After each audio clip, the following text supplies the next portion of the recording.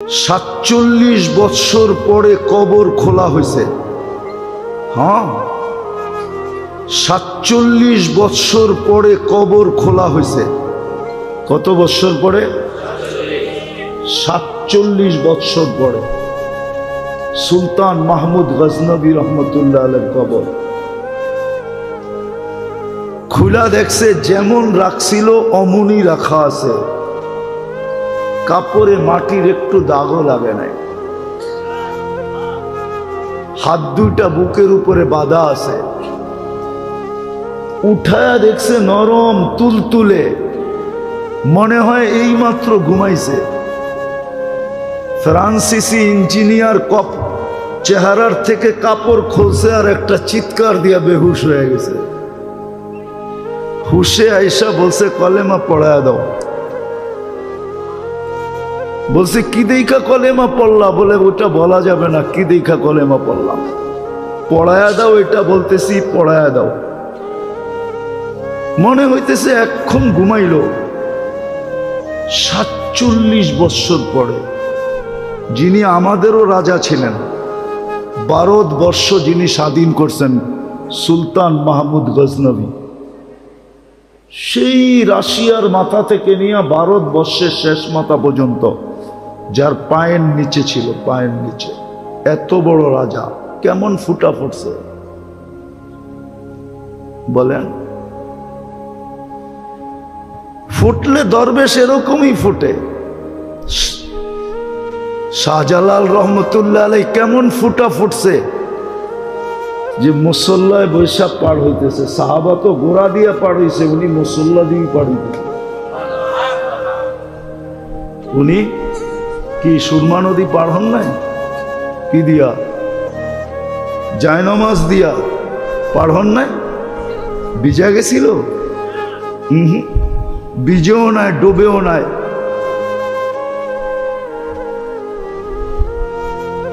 এরকম ফোটা ফুটছিলেন। তো যেটা বুঝাইতেছিলাম, যেরকম চাঁদের আলো না হইলে আমাদের ফুলে কোনোদিন ঘ্রাণ আসতো না, বিজ্ঞান বলে কালার আসতো না, ফলে স্বাদ আর মজা আসতো না, রং আর ঘ্রাণ আসতো না। সূর্যের আলো না হলে ফুল কোনোদিন ফুটতো না। সূর্যের কিরণ আমাদের শরীরে না লাগলে অনেক কিছুই হতো না। তদ্রূপ আল্লাহর রহমত যতক্ষণ পর্যন্ত আমাদের উপরে না হবে, যুবকের উপরে যদি রহমত না হয় তো যুবক ফুটবে না, পুরুষের উপরে না হলে পুরুষ ফুটবে না, নারীর উপরে না হলে নারী ফুটবে না, জীবন কেটে যাবে, ফুটবে না। আমি ওই ফুটন্তের কথা বলতেছি, মনে উঠল বিদায় বলতেছি। লাশ জারি হোক, যুবকের হোক আর বৃদ্ধের হোক, নারী হোক আর পুরুষ হোক, ধনী হোক আর গরিব হোক, রাজা হোক আর প্রজা হোক, রব্বে কাবার কসম, জীবন যদি ফুটলো তাহলে লাশ কবরের পাশে নিবে আর কবর সেলুট দিয়া বলবে, ইদান উহাব্বিলু লাকা বাতনি খাদরা, ইদান উহাব্বিলু লাকা বাতনি খাদরা। তোমাকে রাখতে দেরি, আমার পেট সবুজ শ্যামল হইতে দেরি হবে না। ওয়া ইউহাব্বিল জিসমাকা নূরা, তোমার শরীর আলোকিত হবে। ইয়াসআদ রূহুকা ইলাল্লাহ, তোমার রূহ আল্লাহর সান্নিধ্যে চলে যাবে। তারাল জান্নাতা গুদুওয়াম ওয়া আশিয়া, তুমি সকালে জান্নাত দেখবে, বিকালে জান্নাত দেখবে, যদি ফোটে। কিন্তু এটার জন্য শর্ত হলো আল্লাহর রহমত আসতে হবে। যুবকের যৌবনের উপরে আল্লাহর রহমতের ছোঁয়া লাগতে হবে। নারীর নারীত্বের উপরে কয়দিন থাকবা ওইখানে, কয়দিন থাকবো এখানে? 60-70 বছর, এর বেশি তো এখানে থাকার সুযোগ নাই। 60-70 বছরই থাকবো, বেশি দিন তো থাকবো না। কেউ থাকে নাই, কেউ থাকবে না। কোরআন হাদিসের কথাই সত্য, কবি মনীষীদের কথাই সত্য। আজল নে না ছোড়া কেসরা না দারা। মৌত কাউকে ছাড়ে নাই, কাউকে ছাড়বে না। সৃষ্টির সর্দারকেই যখন ছাড়েন নাই, তার কাকে ছাড়বে? ঠিক না? সৃষ্টির রাজাকেই তো ছাড়েন নাই। মুহাম্মদুর রাসূলুল্লাহ সাল্লাল্লাহু আলাইহি ওয়াসাল্লাম সৃষ্টির রাজা, সৃষ্টির সর্দার। শুধু এইখানেই শেষ না,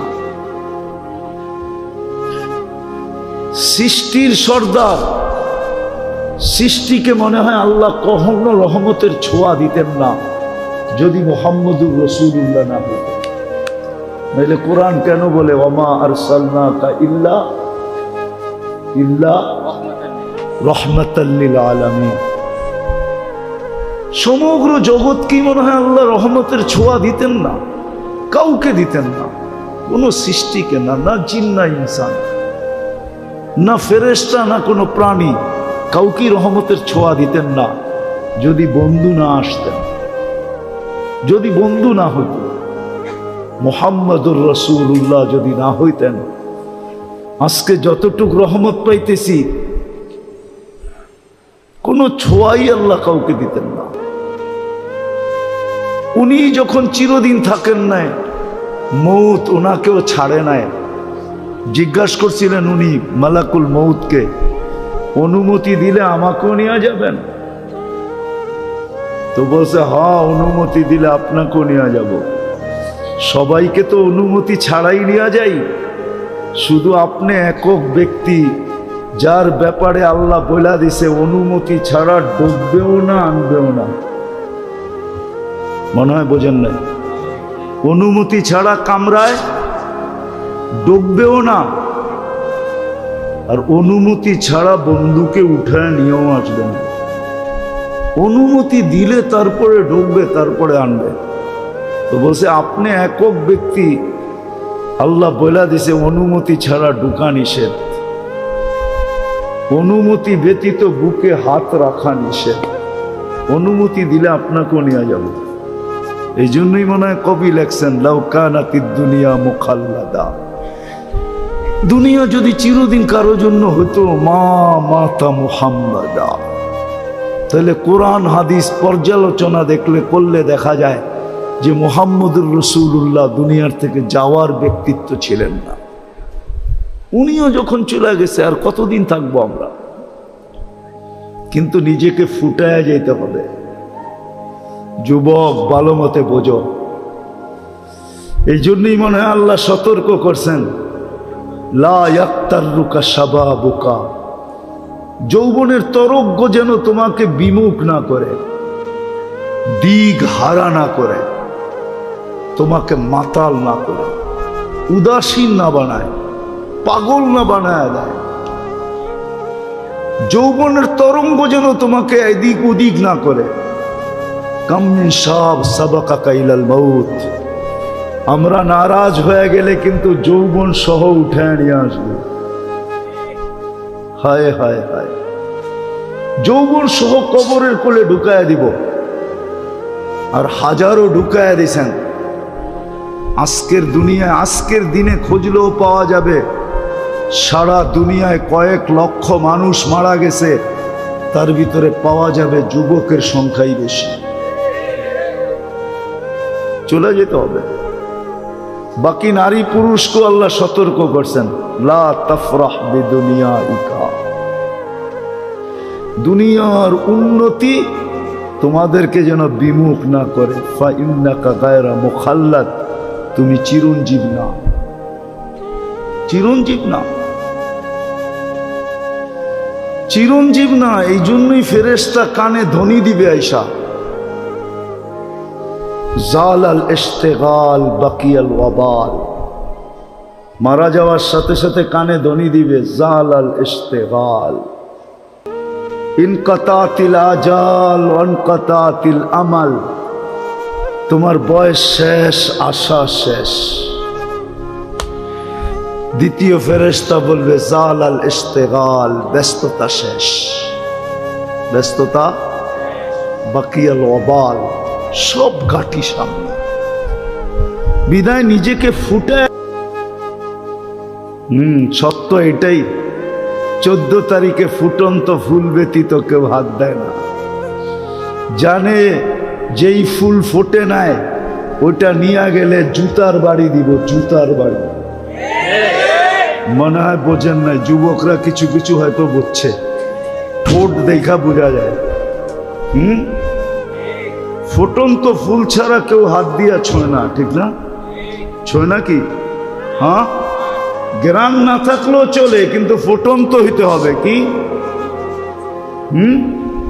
ফুটন্ত? আর যদি ফুটন্ত না হয়, লয়া গেলে জুতা জুতা, ঠিক না? হ্যাঁ, I.U লিখবো তো দূরের কথা, জুতা দিব, জুতা। I.U বোঝো? বোঝে এরা, ফিডার তো খায় না, কিন্তু লড়ে চড়ে না আর কি। I.U লিখবো না, বরং জুতার বাড়ি, জুতা ফেসবুকের ভিতরে ঢুকায়া তোমার মুখের উপরে মেরে দিব। কইব তুই একটা ফুটন্ত ফুল আনতে পারোস নাই। তো ফুল ফুটা ব্যতীত যেরকম মানুষ হাত বাড়ায় না, রব্বে কাবার কসম আল্লাহ ফুটন্ত ব্যতীত কারো দিকে তাকান না। আর ফোটে কখন? যখন রহমত পতিত হয়, আল্লাহর রহমতের ছোঁয়া যখন লাগে তো ফুটন্ত হয়ে যায়।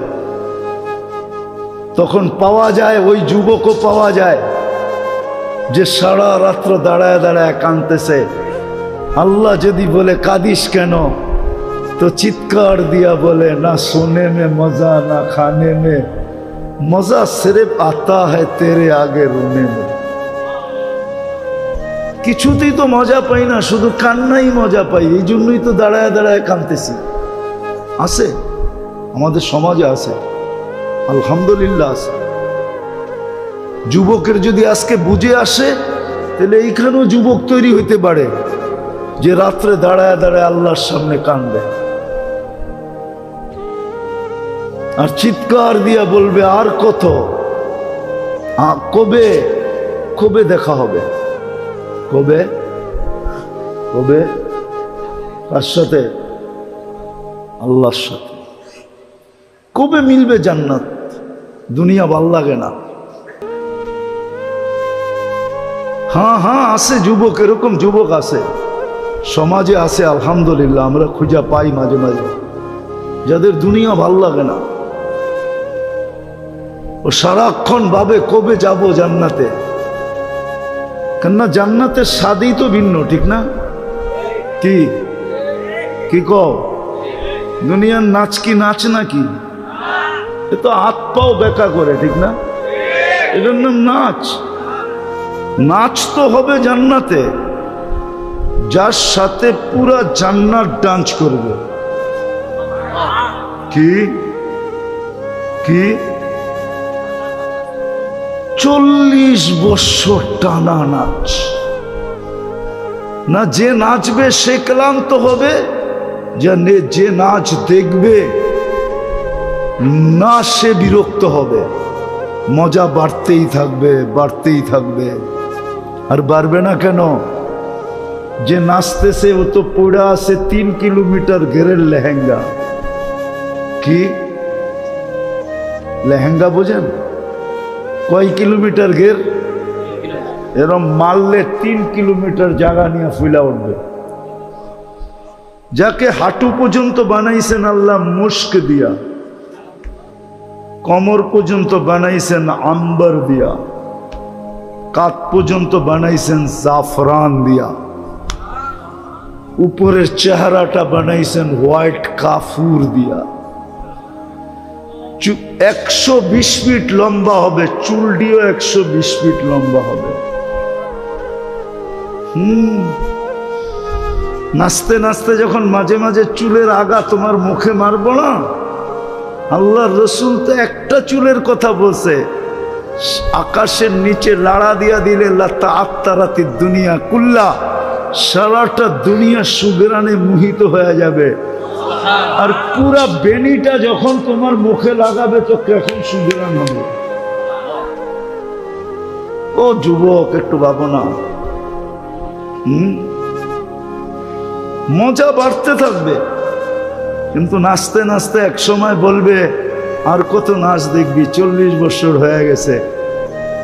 হ্যাঁ, খালি নাচেই দেখবি, ভিতরের কোনো কাহিনী দেখবি না। মনে হয় ফিডার খায়, কিচ্ছু বোঝে না। চল কামরায় তোরে কাহিনী দেখাই। আল্লাহ বানায় রাখছে, এই জন্যই তো যুবক সারা রাত্র কাঁদে। আল্লামা কর্তুবী রহমতুল্লাহ আলাইহি লেখছেন, এক যুবক সারা রাত্র নামাজ পড়তেন, সারাদিন রোজা রাখতেন। গড়ালারা বুঝাইছে এরকম করিস না, পাগল হয়ে যাবি। বন্ধুরা বুঝাইছে, কার কথা মানে ও? মজা পাইলে কি আর কারো কথা মানে? কি মানে নাকি? হ্যাঁ, নাইলে মাদক নিরাময় সেন্টার এত হইতো কেন? ও তো মাদকে মজা পায়, এখন নিরাময় সেন্টারে যাইও ছাড়তে চায় না, ঠিক না? ছাড়ে নাকি? ওইখান থেকে বাইরে আইসা যেই সেই কি ওই যেটা বলে ওইটা তো বলি, ঠিক না? আমি শেষ জায়গায় চলে আসছি, কিন্তু নামাজের সময় হয়ে যেতেছে। তো জান্নাতে মজা বাড়তে থাকবে। তো যুবককে বুঝাইছে পাগল হয়ে যাবি। একদিন সকালে রাস্তা দিয়ে দৌড়াইতেছে আর বলতেছে, আইনা আইনা। আইনা কোথায়? তো সবাই বলতেছে, বলছিলাম না পাগল হইব, ওই যে দেখো এখন তো লুঙ্গি নিচে আছে, কতক্ষণ পরে খুইলা মাথায়ও দিতে পারে, মাথায়ও বাঁধতে পারে। তো সবাই দৌড়া, বন্ধুরা জিজ্ঞেস করছে, আরে তুই দৌড়াস আর আইনা আইনা, এটা কি বলিস? আইনা আইনা, আইনা কোথায়? কই ঘুমায় গেছিলাম, সকালে তন্দ্রা আসছিল, তো দেখলাম এক জান্নাতের বাগান, ফলে ফুলে ভরা, ভিতরে এক ঝর্ণা, পানি ভরতে ছিল এমন মেয়েরা যাদের বর্ণনা দেওয়ার মতো আমার পক্ষে সম্ভব না। শুধু আমি না, সৃষ্টিও মনে হয় সৌন্দর্যের বর্ণনা দিতে পারবে না। আর আসলে বর্ণনা দিবে কি করে? আল্লাহর রসুল তো বলছে জান্নাতি মেয়েদের পায়ের সৌন্দর্য বলছে, লাউ কাশাফা সাকাইহি লাগাবা দাউ শামস, পাও খুলে দিলে সূর্য চিরদিনের জন্য হারায় ফেলবে।